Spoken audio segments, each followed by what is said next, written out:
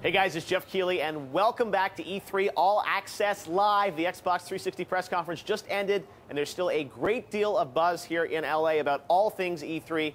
And here to help me make sense of everything before we get to some of our big demos is Stephen Totilo from Kotaku. So Stephen, quick judgment here. How did Xbox do? What grade would you give that press conference? Let's give them a B. Let's give them a B. There's a lot, very heavy on Kinect, which I know is a big priority for them, but there weren't any real core games for controllers announced. I mean, I guess Halo, but beyond that, not a lot. Definitely a focus on Kinect and a focus on expanding what you use the Xbox for, which I thought was smart. But 2 years in a row now where they haven't shown that many hardcore controller-based games. Right. I think the third parties will probably fill in some of those gaps later today, though.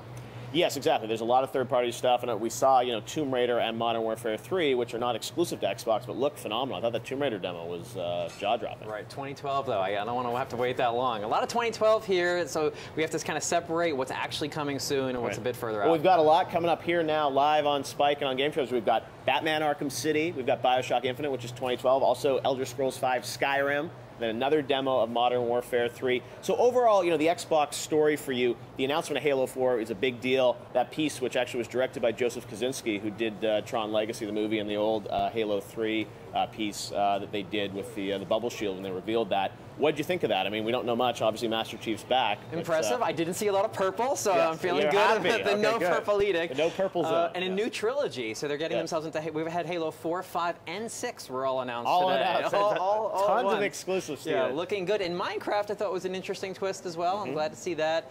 And Fable. I wasn't expecting a rebound on Fable. I was not expecting that either. Peter Molyneux's actually making his way over to our stage. He's going to show us an extended demo. You saw well, the boss fight you saw, they cut it off there. He's going to show us the boss fight live right now on Spike and GT. So overall, there was also that game Rise that was announced, which was called Codename Kingdoms last year. Right. Seems like a first-person Kinect game. Last year when I interviewed Phil Spencer about that, he said it was sort of like their God of War, and now I'm not quite sure what it is. It looks like it's a first-person warrior combat game. Yeah, which would make it a little more their, whatever that PS3 Move game was. It had the Gladiator stuff, so it was reminiscent of that, but it had a good setup. I mean, Crytek do great things with graphics, and this might become the most graphically advanced motion control game that we've ever seen. We've not really seen that combination before. We usually see cartoony graphics with motion control, so this is a different proposition.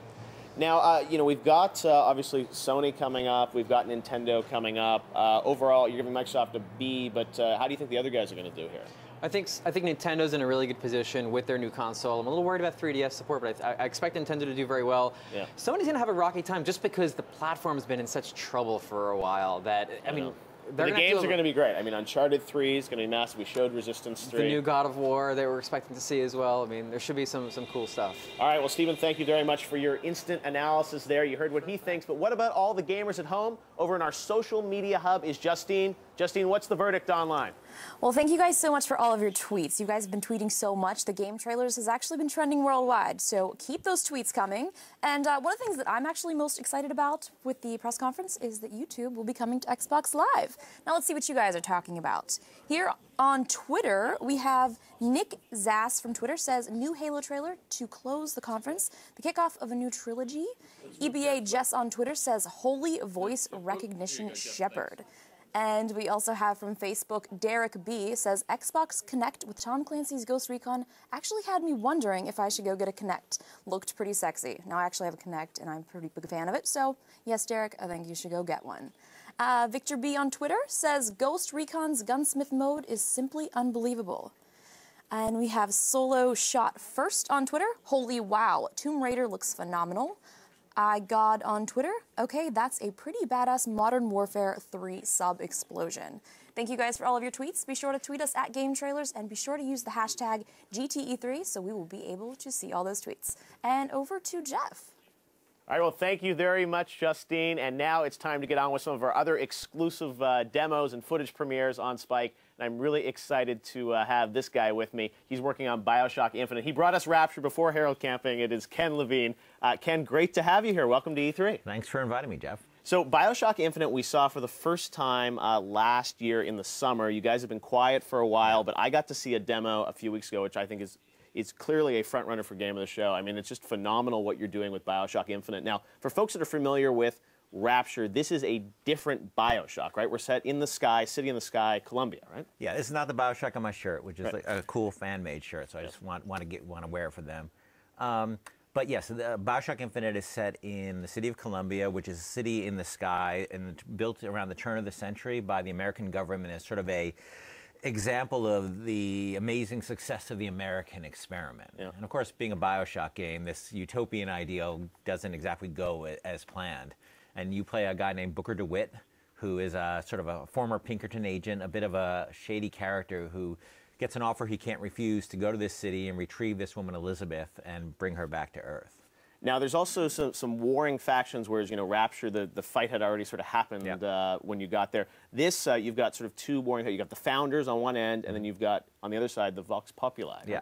Yeah, one thing that we're trying to do with BioShock Infinite, I kind of felt like with BioShock, you sort of, with the first game, you sort of arrived after the party was over to some degree, and you know you sort of saw the results of this struggle. And when you get to Columbia and BioShock Infinite, you're not only is the conflict between the Vox Populi and the Founders still very much going on, you and this woman Elizabeth that you rescued, or well, you've rescued, you're really set the spark that really accelerates the conflict, and you're there right in the middle of it. Now, you brought some exclusive new footage to show us of parts of sort of your E3 a fly-through of this area where the Vox live, I guess, right? Yeah, we want to focus this footage on, well, it's actually where the Vox are coming in into a rich part of town, because the Vox Populi are sort of an internationalist workers movement that kind of goes crazy, and they've actually come into the really Tony part of town, and they're kicking the rich guys out, and you're sort of there as this is happening. And the video we're going to show you just sort of like some of the, we're focusing on, like, just want to show you some of the propaganda and their ideology. The world is so rich and textured. I mean, there's these great sort of projections on these red sort of drapes. Let's take a look here at world premiere of BioShock Infinite from Irrational Games, which is coming out in 2012. So why don't you tell us what we're seeing, Ken? Yeah, you know, you see a poster, you know, for the Vox Populi up in the world, and Daisy Fitzroy there is the leader of the group, and you know they've just come in and they've torn down everything that they hate about this world, the ideology of the Founders and their wealth and their power, and they're just crushing it in this part of town. And you're in this demonstration that we're going to show at E3. You're with Elizabeth, just trying to get through this part of town and get to where you're going. And you can see there's Daisy Fitzroy, projection of her up on the wall, and they've actually gone to a post office. And they've completely torn it apart because they view even the postmen as representatives of the powers that be. And you'll see what happens to a postman in this demonstration. They're pretty serious about what they're doing. I mean, a lot of tension, obviously, in this world between the two factions. And Elizabeth sort of plays into this as well, because I guess the Founders are she's trying to be killed by them almost, right? Well, the Founders, you bust her out of this tower, basically, that she's been imprisoned since she was a little girl. And she has no idea why she was imprisoned.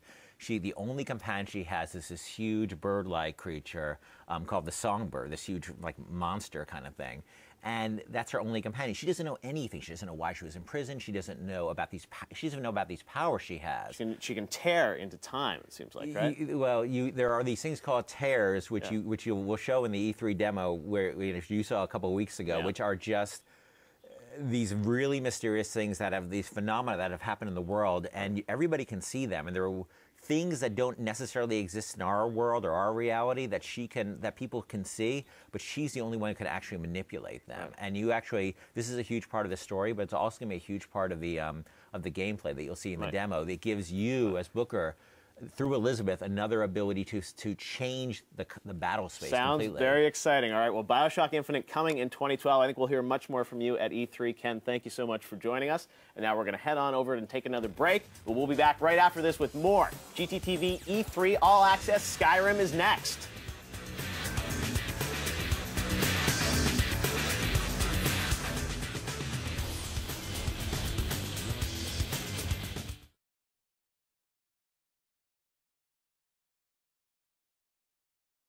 Round-the-clock coverage of E3, whether it's from a computer, your TV, or mobile device, look no further than GameTrailers.com and GTTV on Spike.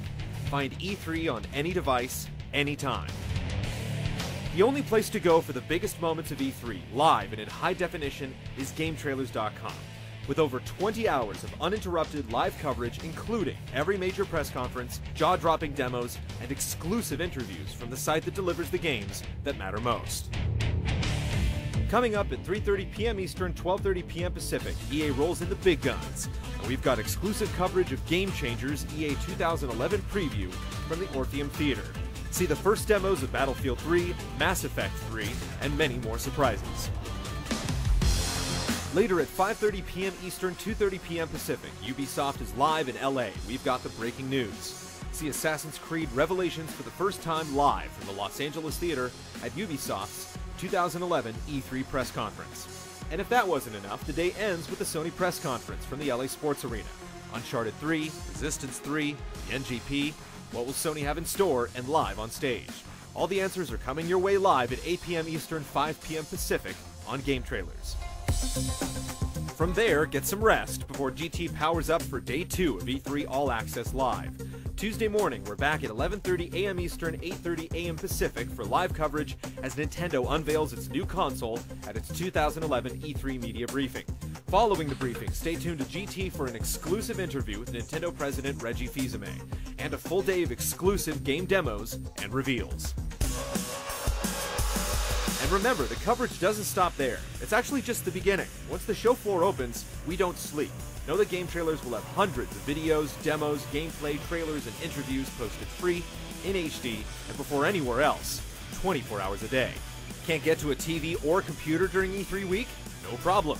Game Trailers' presence will be felt not only on our website, but across more platforms than ever with an E3 web app for iPhone and Android, live streaming and exclusive content on Facebook, up-to-the-minute breaking news on our Twitter feed, and an iPad-optimized live streaming player.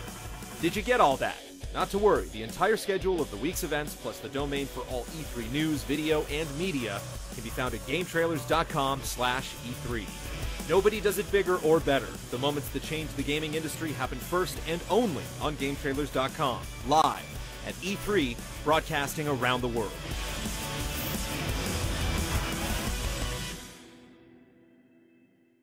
Do you have questions about the biggest games at E3 for your favorite developer?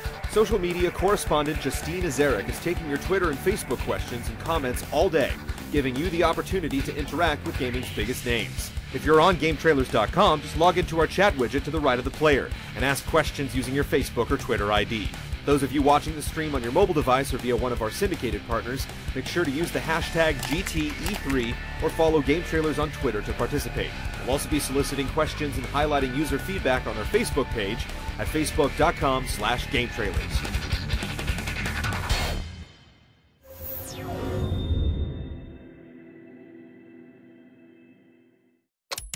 Are you loving all the exclusives but afraid that you'll go through withdrawal after E3 ends? GTTV has you covered. Every week we have exclusive trailers, gameplay, and interviews from the industry's hottest games that you won't see anywhere else. Jeff Keighley knocks down developers' doors, grabbing early access to the biggest games. If it makes news in the gaming world, hosts Daniel Kaiser and Amanda McKay are on the scene. And Justine Azarek previews the latest gaming tech.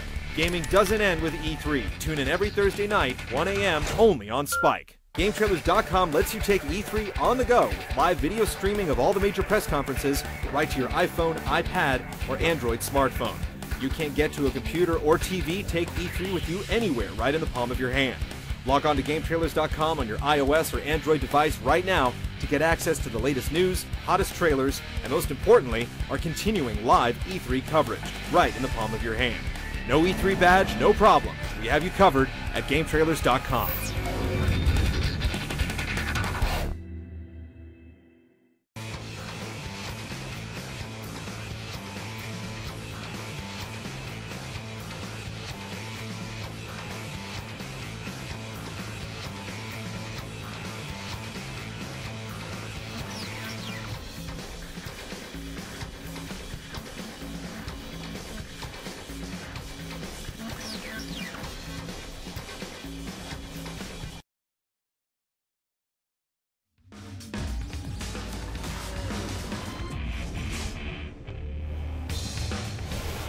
Welcome back to GTT.